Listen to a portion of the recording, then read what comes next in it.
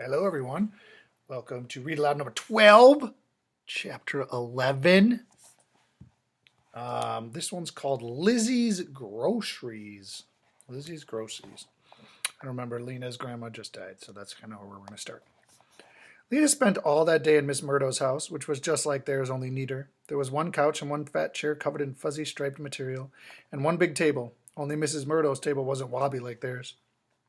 On the table was a basket, and in the basket were 3 turnips, each of them lavender on one end and white on the other.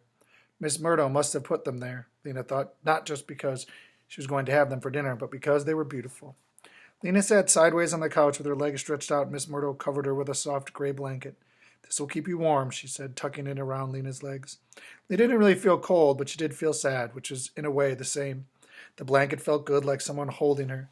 Miss Murdo gave Poppy a long purple scarf to play with, and made a creamy mushroom soup with potatoes, and all day Lina stayed there, snuggled under the blanket.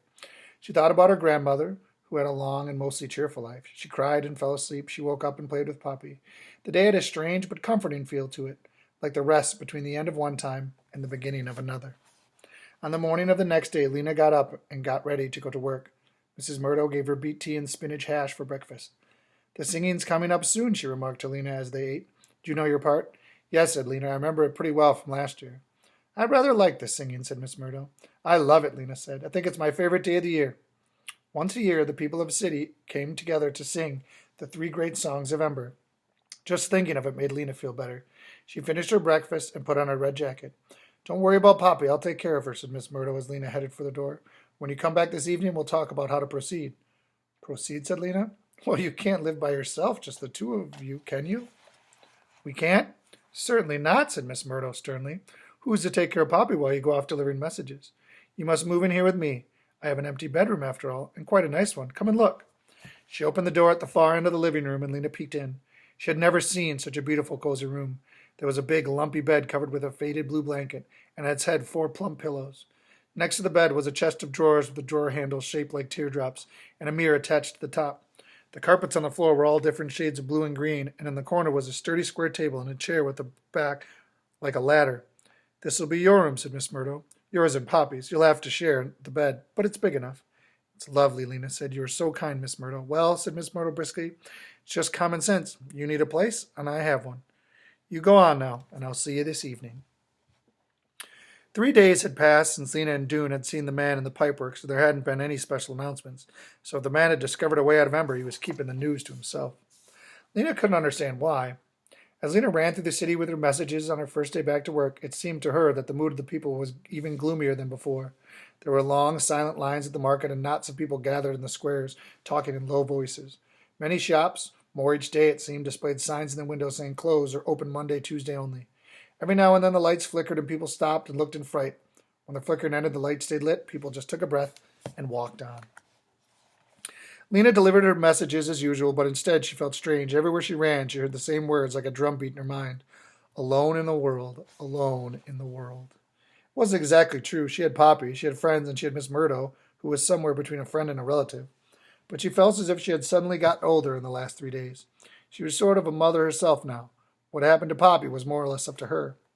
As the day went on, she stopped thinking alone in the world and began thinking about her new life at Miss Murdo's. She thought about the blue-green room and planned how she would arrange her pictures on the walls.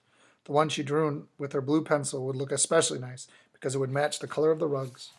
She could bring her pillows from home and add them to the ones on the bed, and then she'd have 6 altogether, and maybe she could find some old blue dresses or shirts and make pillow covers for them.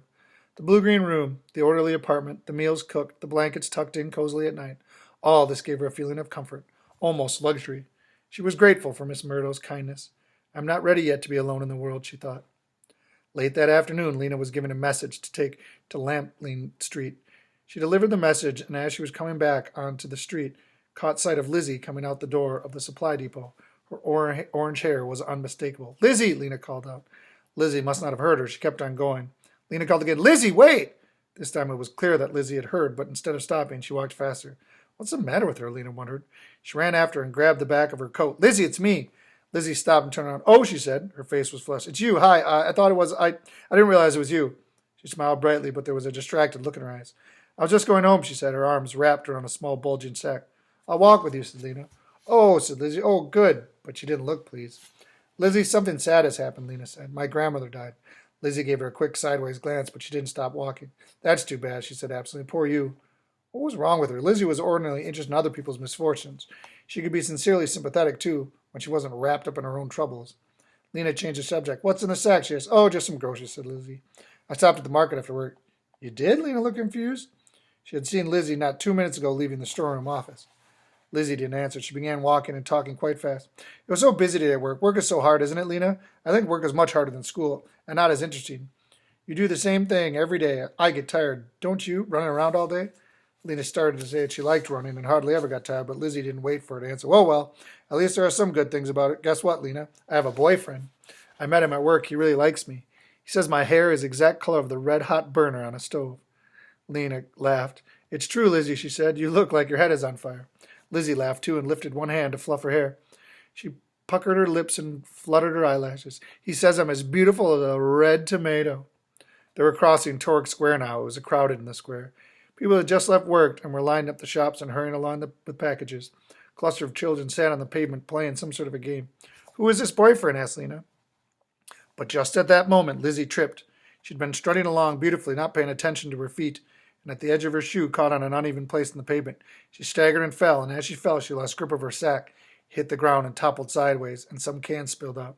They rolled in all different directions. Lina reached for Lizzie's arm. Did you hurt yourself? She asked. But Lizzie went scrambling after the cans so quickly it was clear she wasn't hurt. Wanting to help, Lina went after the cans too. Two had rolled under the bench, another was going toward the children, who were there on their feet watching Lizzie's wild spider-like motions. Lina picked up the cans under the bench, and for a second her breath stopped. One of them was a can of peaches. Peaches? It said right on it, and there was a picture of a yellow globe. No one, she knew, had seen a can of peaches in years. She looked at the other one. It was just as amazing. Creamed corn, it said. Lina remembered having creamed corn once as a thrilling treat when she was 5 years old. There was a shout. She looked up. One of the children had picked up a can. Look at this, he cried. And with the children gathered, applesauce, he said, and the children murmured, applesauce, applesauce, as if they had never heard the word before. Lizzie was on her feet. She had all the cans except the two in Lina's hand and the one the child had picked up. She stood there for a moment, her eyes flickering back and forth from Lina to the children. Then she smiled, a bright, fake smile.